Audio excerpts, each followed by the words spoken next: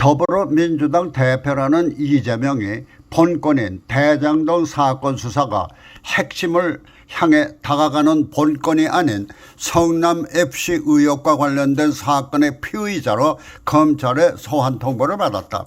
이 사건은 이재명이 성남시장 시절 2016년부터 2018년까지 3년여에 걸쳐 그가 성남FC 구단주로 있으면서 네이버, 두산건설, NH농업은행, 차병원, 현대백화점 그리고 아파트세리 등 무려 6개 기업으로부터 160여억 원의 후원금을 유치하고 이 기업들의 건축 허가와 토지 용도 변경 등의 편의를 봐준 혐의다. 이 사건은 지난 문재인 정권 때 정권의 둘러리 역할에 충실했던 검찰이 무혐의 처분을 내린 것이지만은 새로운 정권의 검찰이 다시 재수사에 착수하면서 이재명은 물론 이재명을 둘러싸고 있는 조폭 집단 같은 더불어민주당이 왜 우리와 상의도 없이 죄 없는 사람을 함부로 불러하면서 기고만장해하고 있다.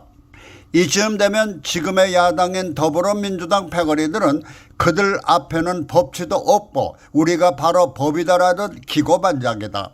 특히 당사자인 이재명은 현 정권을 향해 내가 그렇게 무서우냐며 이 수사를 야당 파괴와 정적 제거를 위한 것으로 매도하면서 정치 보복으로 몰아가고 있다.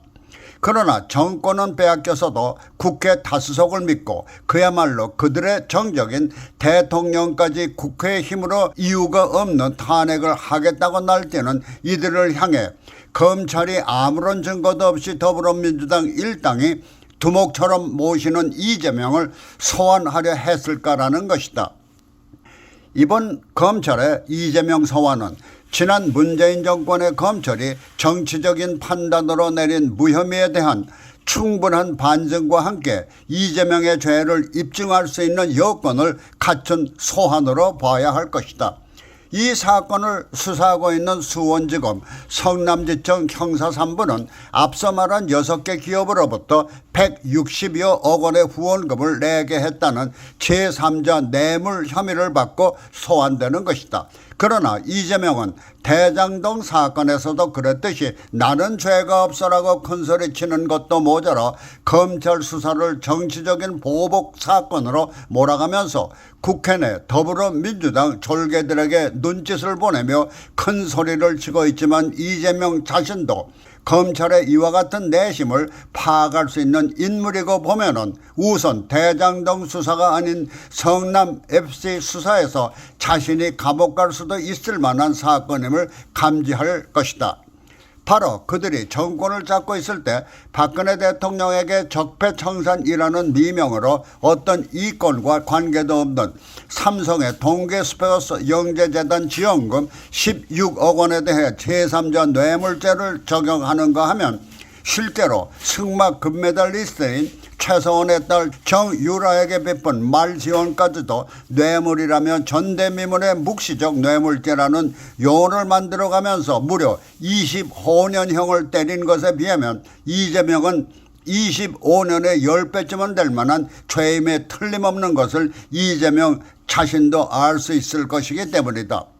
그런데도 그가 큰소리를 칠 수 있는 것은 검찰이 할 수 있는 조치가 체포영장 청구이지만은 현직 의원으로서 국회 체포 동의안 요청 절차를 밟아야 하기 때문에 그의 졸개 같은 더불어민주당 의원들의 비호를 받을 수 있다는 자신감 때문일 것이다. 그러니 그와 같은 자신감을 가지고 갈 때 가더라도 겁에 질리는 속내를 숨기기 위해서라도 겉으로는 내가 무서워하면서 큰 소리를 치는 것으로 보이는 것이다. 이재명 자신이 죄가 없다면 고향을 찾아다니며 그를 막무가내 지지하는 일부 집단이나 아직은 그를 두목으로 섬기는 더불어민주당 패거리들의 눈치만을 볼 것이 아니라 그 자신이 떳떳하게 검찰로 걸어가 무죄를 소명하는 것이 올바른 정치인의 자세인 것이다.